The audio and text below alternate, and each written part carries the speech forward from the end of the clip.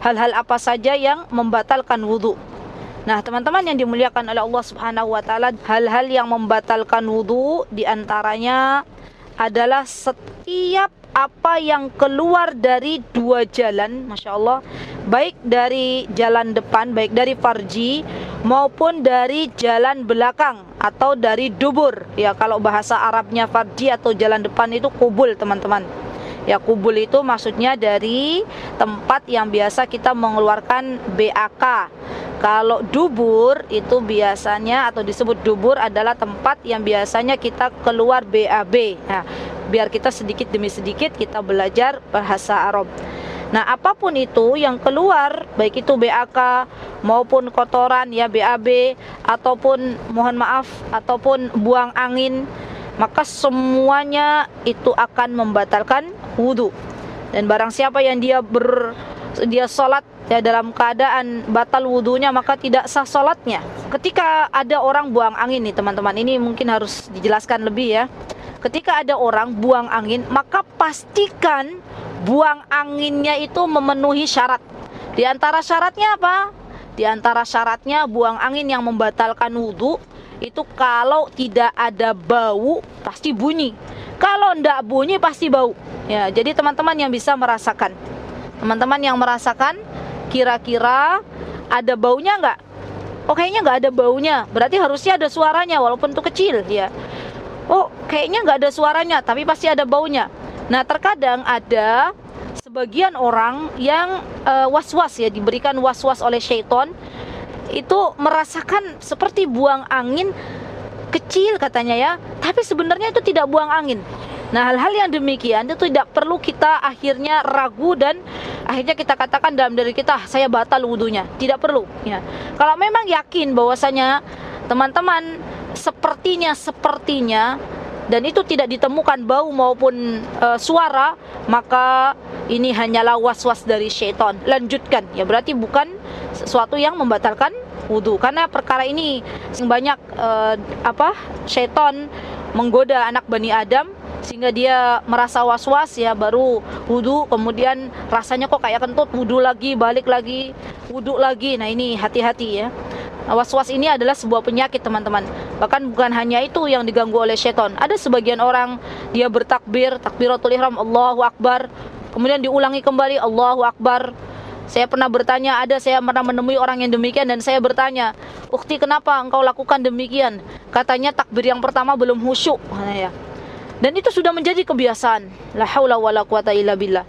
Maka jangan sampai kita membiasakan was-was dari syaitan. Baik, kemudian pembatal wudu yang kedua diantaranya adalah keluarnya mani, keluarnya madhi dan keluarnya wadi. Ya, di kita pernah belajar ya bahwasanya apa perbedaan tentang air waktu itu, apa perbedaan mani, apa perbedaan madhi dan apa perbedaan wadi. Ya, itu semuanya membatalkan wudu.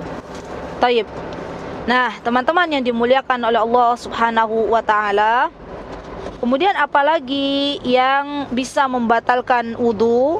Di antaranya adalah ketika seseorang dia tertidur dan tertidurnya itu dengan pulas. Ya, maksudnya bagaimana?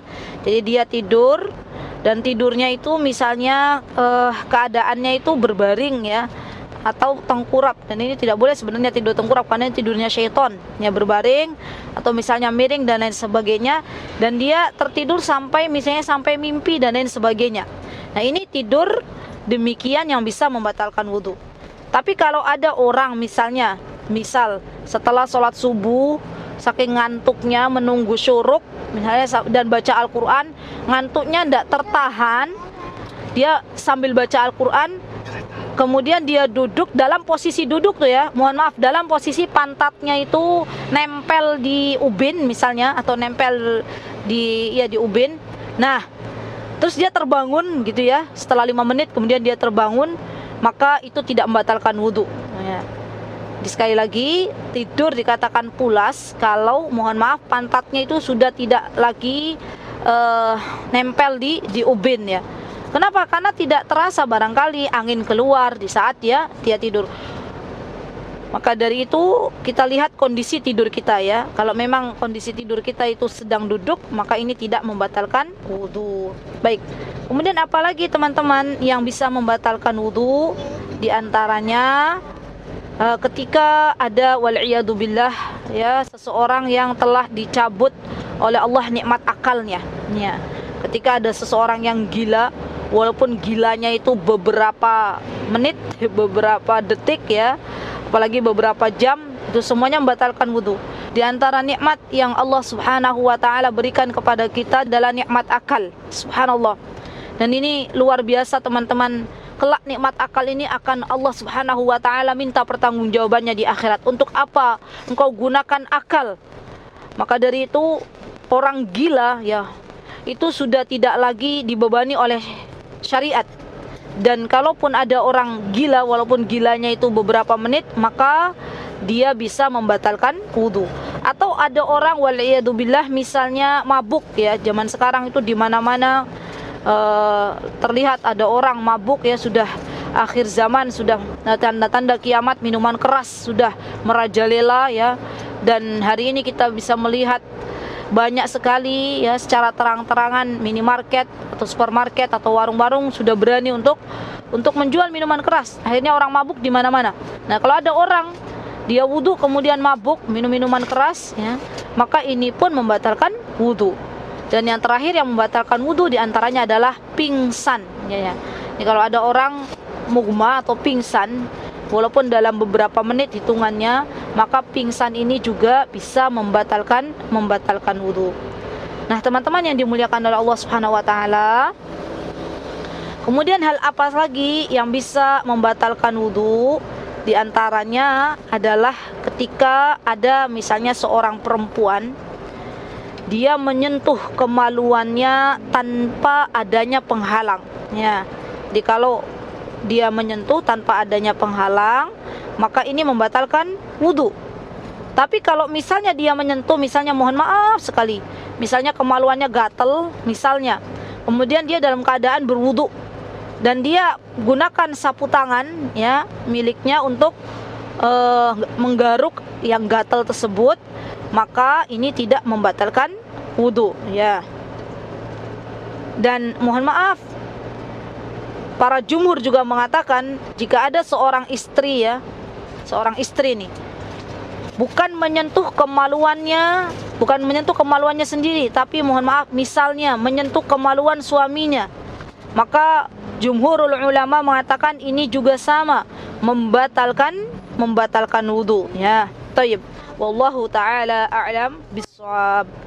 Kemudian apalagi hal yang bisa membatalkan wudu? Di antaranya adalah ketika seseorang memakan daging unta. Nah, kalau ada orang memakan daging unta teman-teman, maka ini juga membatalkan wudu. Mungkin teman-teman ada yang bertanya ya, kenapa kalau makan daging sapi itu tidak membatalkan wudu? Kalau makan daging ayam itu tidak membatalkan wudu. Kalau makan daging kambing itu tidak membatalkan wudu. Tapi kenapa kalau makan daging unta itu membatalkan wudu? Maka ini termasuk dari apa yang telah dilarang oleh Rasulullah sallallahu alaihi wasallam ya. Karena Rasulullah SAW yang memerintahkan kita untuk berwudu kembali, amrun ta'abudi ya.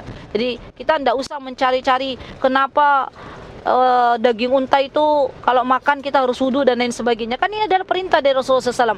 Dan apa yang telah diperintahkan oleh Rasulullah SAW maka kita laksanakan, dan apa yang dilarang oleh Rasulullah SAW maka kita tinggalkan. Nah, di antaranya kalau makan daging unta maka harus berwudu.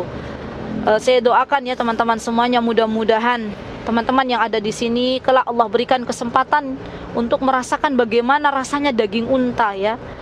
Semoga Allah Subhanahu wa taala memudahkan teman-teman untuk bisa berangkat ke tanah suci, untuk bisa berangkat ke Makkah untuk umrah dan haji, sehingga nanti di sana Allah berikan kesempatan untuk merasakan bagaimana rasanya daging unta. Dan jangan lupa, kalau teman-teman sudah merasakan daging unta dalam keadaan berwudu, maka untuk sholat kembali, berwudu kembali.